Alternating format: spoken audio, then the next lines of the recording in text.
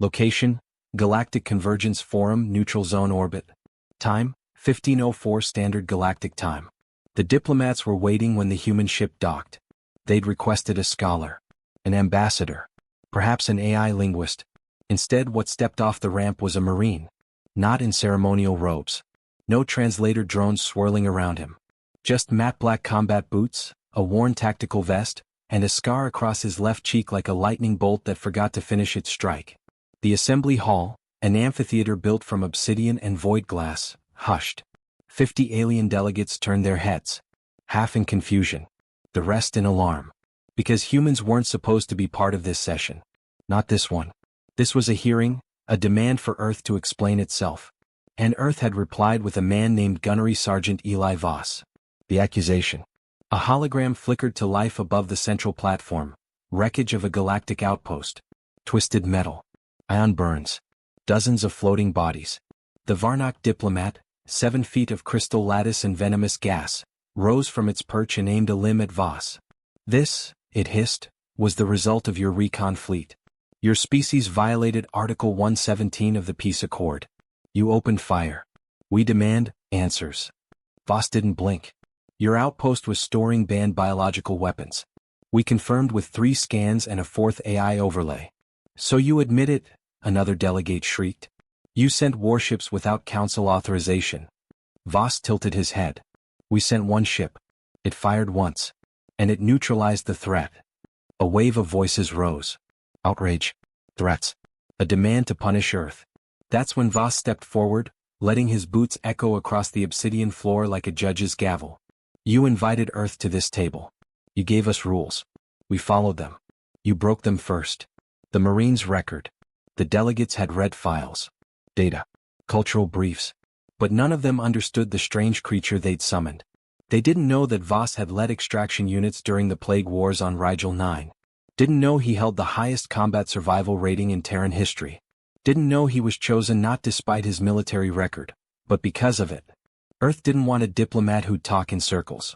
They wanted someone who could look into the eyes of predators and not blink. So they sent the most dangerous polite man alive. And Voss, standing now in front of the galaxy's elite, cracked his neck and spoke in a calm, measured tone. Let's get one thing clear. You didn't summon us for answers. You summoned us for a performance. You wanted Earth to bow, to explain itself, maybe even to beg. But we don't do theater. Flashback, the briefing room. 2 weeks earlier. General Hayes leaned over the holotable, arms crossed. They want someone to answer for the Rigel strike.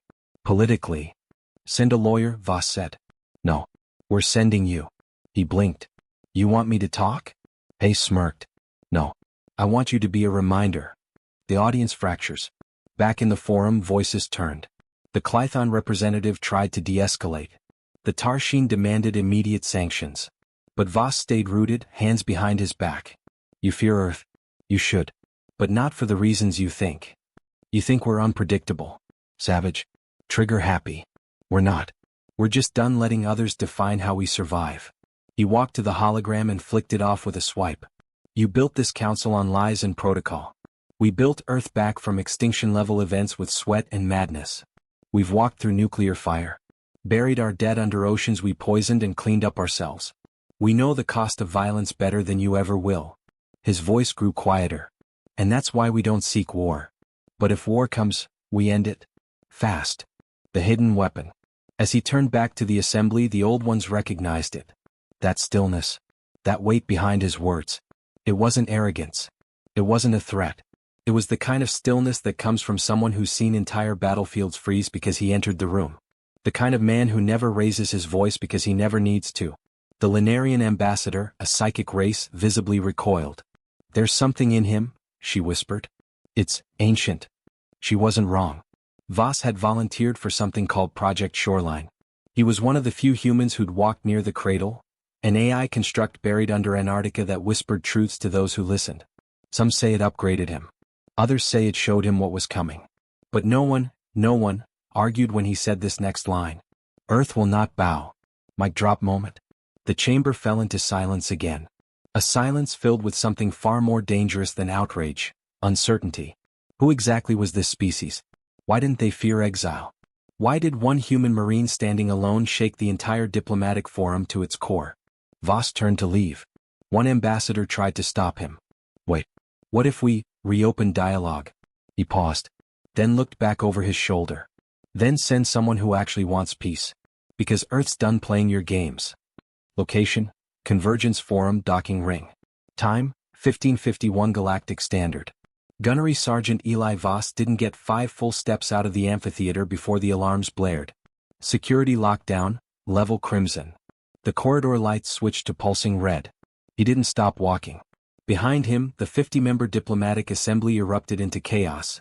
Delegates scrambling, shouting into comlinks, some already attempting to vacate the station. In his earpiece, Voss heard the sharp tone of Earthcom cut through. Eli, you've got movement on your 6. Armed. Not local security. Extraction protocol, hold for 2. Copy, he muttered, adjusting the strap on his shoulder. The case slung across his back, supposedly containing nothing but treaty documentation, shifted slightly. It did not contain documents. Betrayal in orbit. The Convergence Forum had been established under the pretense of neutrality, an orbital meeting point where even mortal enemies were forbidden from drawing weapons. But Earth had known better. The Council would never accept humiliation. Not from a janitor. Not from a child. And certainly not from a Terran soldier who spat truth in their faces. So, within minutes of Voss exiting the hall, a kill team was dispatched. 4 soldiers in reflective exo-armor. Not Council flagged. No insignia. Black Ops. Not even real names, just code numbers and a mandate. Remove the Marine. Quietly. But you don't try to leash a storm. And you never, ever, chase a human through corridors built by lesser species. Hallways of death. Voss turned left at the next junction. The kill team turned with him, silent, fluid, tactically flawless. They didn't know they were walking into a trap. Eli stepped through a maintenance hatch and vanished. The first operative followed. And never came out. Tango down. 2 seconds. That's all it took. The moment the lead soldier breached the hatch, Eli had already shifted above the corridor, wedged between structural beams. He dropped like a shadow. His blade, a monomolecular carbon-titanium hybrid, sliced silently through the soldier's neck seal. No scream. No time. 1 down. He moved again. Fast. Precise. A ghost with a heartbeat. The second turned to radio. Unit 4 confirm? Too late. Voss grabbed the soldier's wrist and drove it into the wall-mounted energy conduit. Armor cooked. Screamed. Twitched once. Silence. 2 down. The last 2 started to retreat. But this was Voss's world now. Not a battlefield. A maze. Council scrambles. Back in the forum, the ambassadors tried to spin the lockdown. The Linarian psychic was hyperventilating. He's not just a soldier, he's been altered. The Tarshian general hissed, claws tapping against the bench. He was supposed to leave. Why is he still here? The Varnock diplomat looked to their private holofeed. Watched as 3 of the 4 Black Ops agents dropped off the grid. By the void, it whispered. He's hunting them. A murmur rose in the room, disbelief mixing with a growing, primal fear. Someone had poked the Terran bear. And now it was loose in their house. 3 floors below. Voss dragged the 3rd soldier into a supply alcove and disabled his armor systems. He wasn't here to make a mess. But he was sending a message. One body was left in the middle of a corridor. Unarmed. Alive. A knife driven into the floor next to him with a note burned into the blade's hilt. Send another team and I'll come back for the ones who ordered it. The note wasn't for the kill squad. It was for the Council. Flashback, Antarctica, Earth, Project Shoreline. Before his mission, Voss had knelt in a frozen cathedral. Antarctica. The ruins. There, buried under ice and madness, was Shoreline, a Terran AI older than civilization, whispering truths wrapped in probability fields and dark energy echoes. It didn't speak in language. It showed. Voss saw stars burning. He saw the Council's fleets breaking. He saw a future where Earth rose, not with bombs but with unshakable intent. And it told him this. You are the voice, not the storm. But what comes after the storm clears? The final agent. The 4th soldier tried to reach the command deck. Tried to trigger a station-wide alert. Tried. He never made it. A single flash of metal in the reflection above him. Then darkness. And in the shadows Voss exhaled. Come. Not triumphant. Not angry. Just resolute. Because this wasn't about ego. This was about reminding the stars why Earth was no longer to be underestimated. Council in panic. The emergency conclave convened within an hour. They say he's still on the station, one delegate trembled. He left one alive. That's a threat. No. That's a lesson, muttered the Lunarian psychic. He could have erased all of them. He chose not to. Across the galaxy, planets began pulling back diplomatic envoys. Trade routes were paused. Militaries activated readiness protocols. Because if Earth had agents like this, then Earth wasn't just another system. It was a power. And powers demanded respect. Boarding ramp, extraction begins. An hour later, Voss walked casually back to his shuttle. No one stopped him. Even the automated turrets turned away. The only sound was the gentle hum of the vessel as it powered up. Behind him, the walls of the Convergence Forum whispered with fear. But Voss didn't look back. Earthcom chimed again. Any resistance? Minor, he replied. Handled. Orders are to report back to Luna Base. We've received 12 communications already. Half apologies. Half threats. Sounds about right. And the Varnock ambassador? The one who started the accusations. There was a pause. Then Voss's reply. Let them wonder if I'm coming back. Location, Luna Base Strategic Command Corps. Time, 4:19 Universal Time Coordinated, 3 days later. Gunnery Sergeant Eli Voss stood at the heart of Earth's most fortified installation, staring at a map that spanned 3 quadrants. The star map pulsed with hundreds of crimson dots, flares of sudden activity along known alien routes. 12 council members had rerouted diplomatic envoys. 7 had begun mobilizing military assets for exercises. 3 had already fired warning shots in dead space. All because one human walked out of the council alive. Behind Voss, a ring of Earth's senior strategists watched in uneasy silence. Not generals. Not presidents. These were guardians, operatives so deep even their codenames were sealed under black ice protocols. One of them finally spoke. You made your point. I wasn't making one, Voss replied. I was buying time. The fallout echoes. The Convergence Forum had been thrown into chaos. The Varnock issued a statement claiming they had no knowledge of the assassination team. The Lunarian Council members withdrew from 5 trade treaties overnight.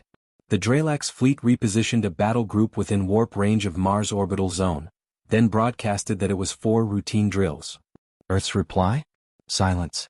The kind that made tyrants nervous. Message from the shadows. 2 nights after Voss returned, Earthcom intercepted a subquantum message. Encrypted. Ancient formatting. The source? Unknown.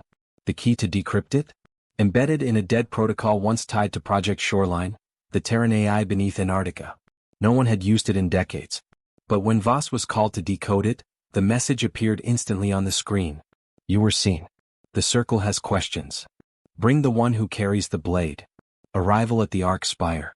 3 days later, under escort, Voss was flown to a location not found on any map. The Arc Spire wasn't in orbit.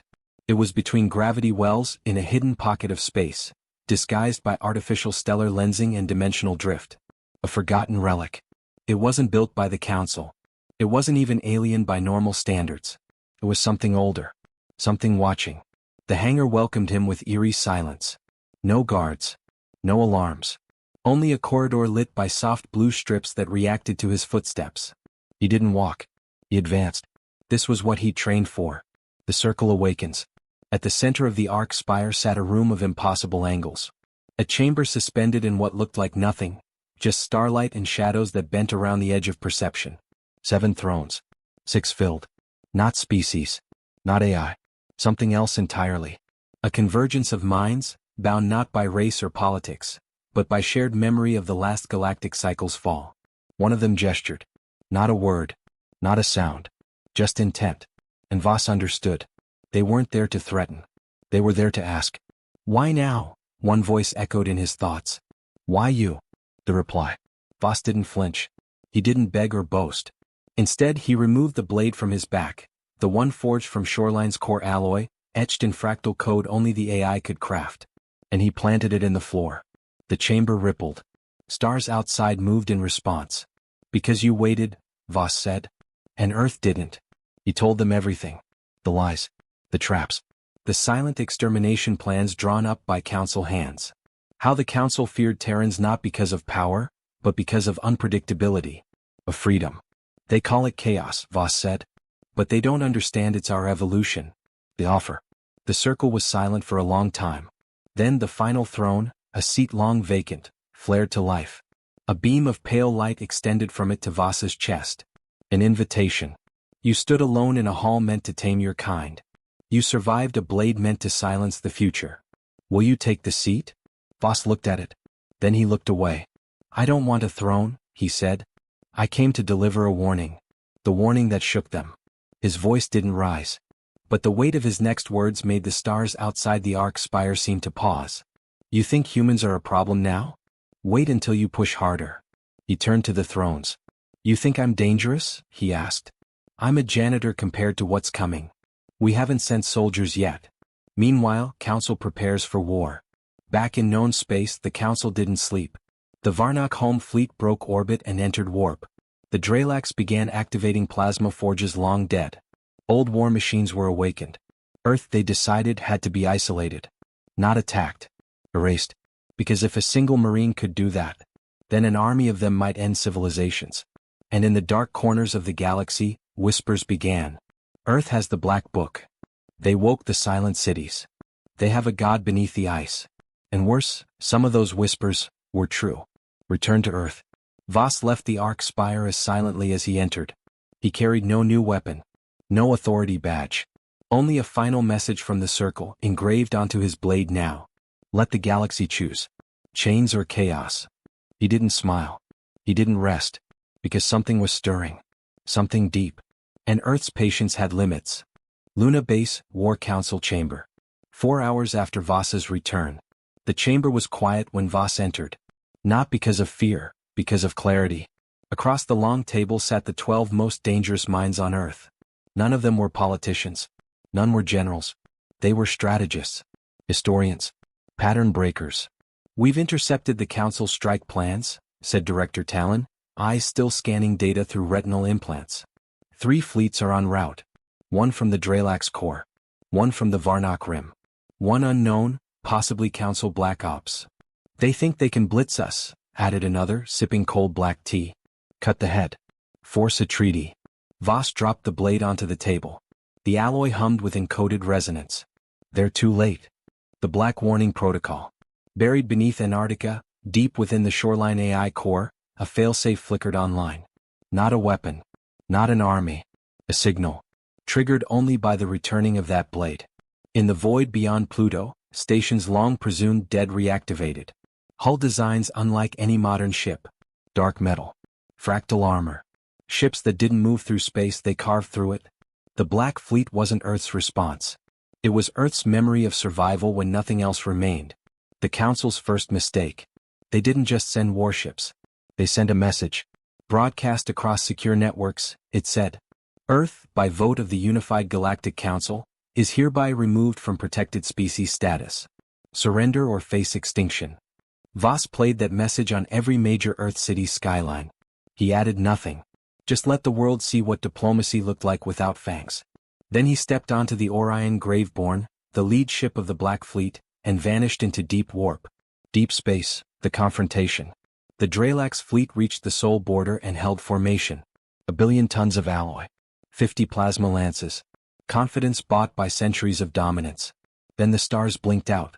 One by one. No explosions. No EMPs. Just silence. Then sensors screamed.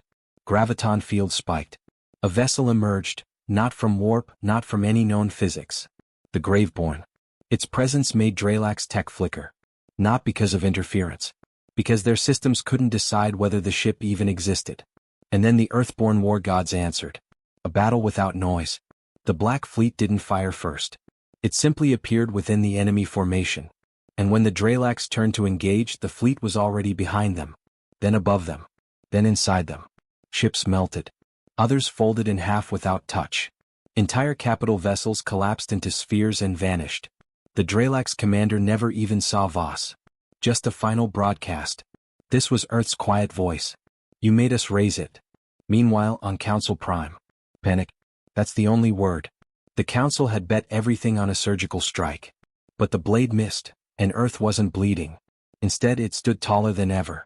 Dozens of minor races, long oppressed, began breaking from Council control. New banners rose on forgotten moons. If Earth can stand, they whispered, then maybe we can too. The final call. Voss stood before the fractured Council once again. Not as a soldier. As a witness. The same hall. Same silence. But this time no one laughed. No one mocked Earth's absence. We gave you peace, Voss said, and you called it a threat. We offered coexistence.